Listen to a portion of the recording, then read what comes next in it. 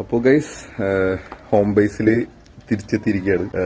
അപ്പോൾ കുറച്ച് ദിവസങ്ങളായിട്ട് നമ്മള് പല സ്ഥലത്ത് നടക്കായിരുന്നല്ലോ. സാധാരണ യാത്ര കഴിഞ്ഞ് വന്നു കഴിഞ്ഞാല് എനിക്കിങ്ങനെ നമ്മൾ റീകളക്ട് ചെയ്യുമല്ലോ, നമ്മൾ യാത്രകളിൽ അതുവരെ കണ്ടിരുന്ന ആളുകളും വഴികളും ഒക്കെ നമ്മളെ മനസ്സിൽ ഇങ്ങനെ കെടുക്കുകയാണ്. അപ്പൊ നമ്മൾ അതിൽ നിന്ന് ഇങ്ങനെ അതിന്റെ ഒരു ഹാങ് ഓവർ ഉണ്ടാവും കുറച്ച് ദിവസം. എനിക്ക് അങ്ങനെ ഉണ്ടാവാറുണ്ട്. പത്രത്തിൽ കളക്ട് ചെയ്യുമ്പോൾ എനിക്കിങ്ങനെ അവിടുത്തെ റിക്ഷകൾ ഉണ്ടായിരുന്നില്ലേ, ഈ സൈക്കിൾ റിക്ഷ.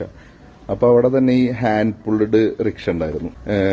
അപ്പോ ഞാൻ അതിനെ കുറിച്ചിട്ടേ ഞാൻ അവിടെ അന്വേഷിച്ചറിഞ്ഞ സമയത്ത് സംഭവം നമ്മള് ആ ഒരു സിറ്റി പോയി നമ്മൾ ആ റിക്ഷയിൽ പോകുന്നുണ്ടെങ്കിലും നമുക്ക് അവരെന്തോ നമ്മളൊരു അടിമപ്പണി പോലെ നമുക്ക് ഫീൽ ചെയ്യും. ഞാൻ ഒറ്റ തവണ തന്നെ കയറിയുള്ളൂ. നമ്മളെ ഒരു നൊസ്റ്റാൾജി കയറിയിട്ട് അവരത് സ്ട്രെയിൻ ചെയ്യുന്ന കാണുമ്പോൾ നമുക്കൊരു ബുദ്ധിമുട്ടാണ്. പണ്ട് കാലത്ത് ഈ പല്ലക്കിലൊക്കെ കൊണ്ടുപോകുന്ന പോലത്തെ ഒരു ഫീല്.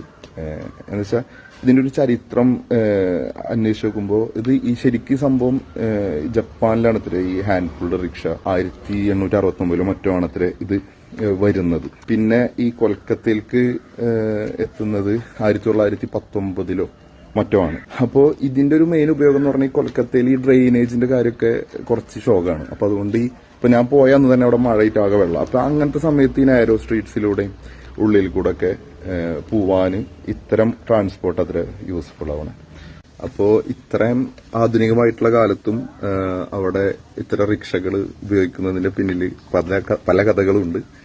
അപ്പൊ കൂടുതൽ വിശേഷങ്ങൾ ഇനിയും ഷെയർ ചെയ്യും. അപ്പൊ ഓക്കെ, ബൈ.